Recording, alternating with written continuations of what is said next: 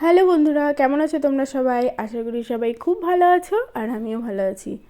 আজকে তৈরি হবে বাড়িতে আলু পরোটা। এই আলু পরোটাটা বানাবে আমার বর। তো আটায় একটু মানে তেল দিয়ে ময়ান দিয়ে নিচ্ছি আর হালকা একটু নুন। তো এই গরমে তো মানে খুব বেশি মশলা না দিয়েই এই আলু পরোটাটা বানানো হবে। তাই কিভাবে বানানো হচ্ছে, কি করে বানানো হচ্ছে তোমাদের সঙ্গে একটু শেয়ার করছি। চলো দেখতে থাকো।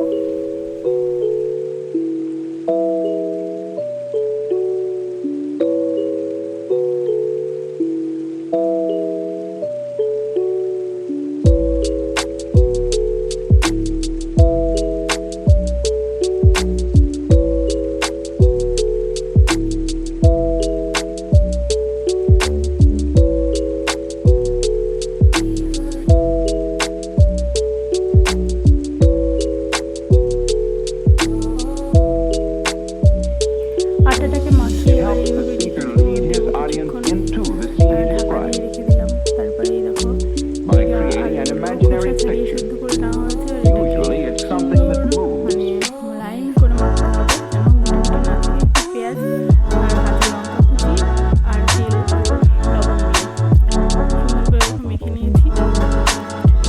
দিয়ে তারপর তোমার এটা মানে পেঁয়াজ কুচি, টমেটো কুচি আর লঙ্কা কুচি এটা রেখে দিয়েছি। এটা লাস্টে কিছু একটা করা হবে, দেখাবো তোমাদেরকে।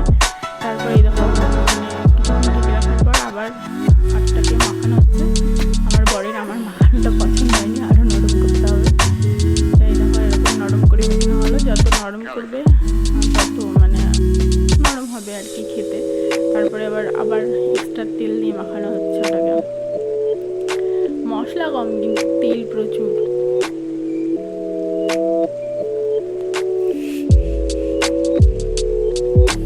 তারপর ওটা মাখিয়ে নিয়ে দেখো ডো করে নেওয়া হলো। তারপরে যেমন আমরা করি আর কি, ভেতরে পুরটা দিয়ে দেওয়া হলো।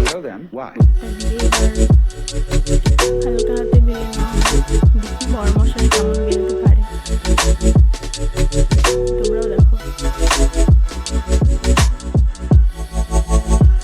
গ্যাসটা জ্বালিয়ে দিলাম আর তাওয়াটা উঠিয়ে দিলাম।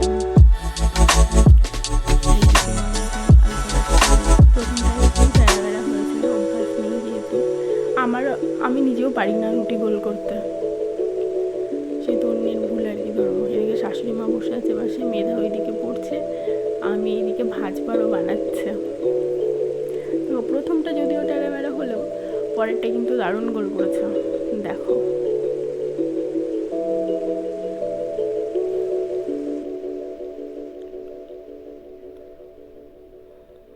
এবার শুকনো ময়দার মধ্যে ডুবিয়ে নিল যাতে ভালো করে মানে গোলটা ভালোভাবে হয়, মানে লেগে লেগে না যায়। কারণ আলুর পরিমাণটা ভেতরে অনেক দেওয়া হয়েছে, মানে চারিদিকে আলু আছে, এমন নেই যে মাঝখানে পড়েছে বা ওইদিকে পড়েনি।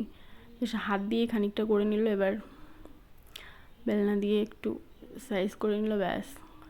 রুটি ঘুরবে না, পিঁড়িটাই ঘুরে যাচ্ছে, দেখো। আর আমি প্রথমটা ভাজছি, যেটা দেখতে প্রদীপের মতো হয়েছে কিন্তু খেতে খুব সুন্দর হয়েছিল।